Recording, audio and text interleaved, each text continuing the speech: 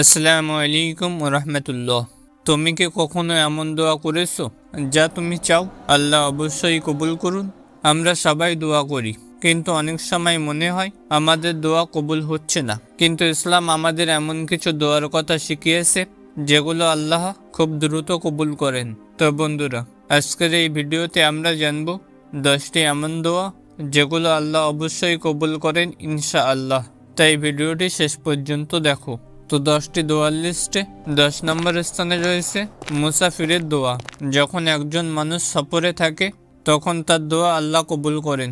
রাসূল সাল্লাল্লাহু আলাইহি ওয়াসাল্লাম বলেছেন, মুসাফিরের দোয়া কবুল হয়, তাই ভ্রমণে গেলে আল্লাহর কাছে বেশি বেশি দোয়া করো। নাম্বার 9, মজলুমের দোয়া।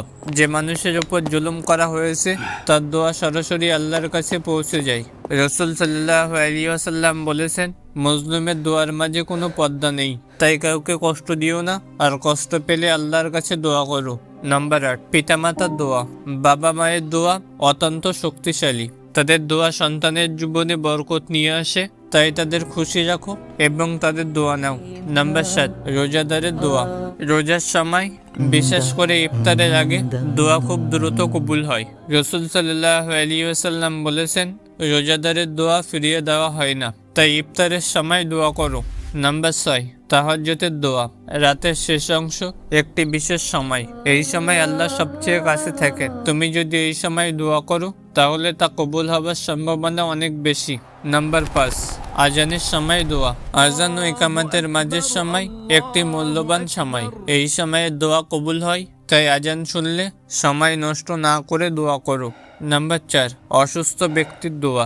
একজন অসুস্থ মানুষের দোয়া খুবই মূল্যবান, কারণ সে কষ্টে থাকে আর আল্লাহ কষ্টে থাকা মানুষকে ভালোবাসেন। নাম্বার 3, নেককার সন্তানের দোয়া। সন্তানের দোয়া বিশেষ করে নেক সন্তানের মৃত বাবা মায়ের জন্য উপকার করে, তাই সন্তানদের ভালো শিক্ষা দাও। নাম্বার 2, জিকিরের পর দোয়া।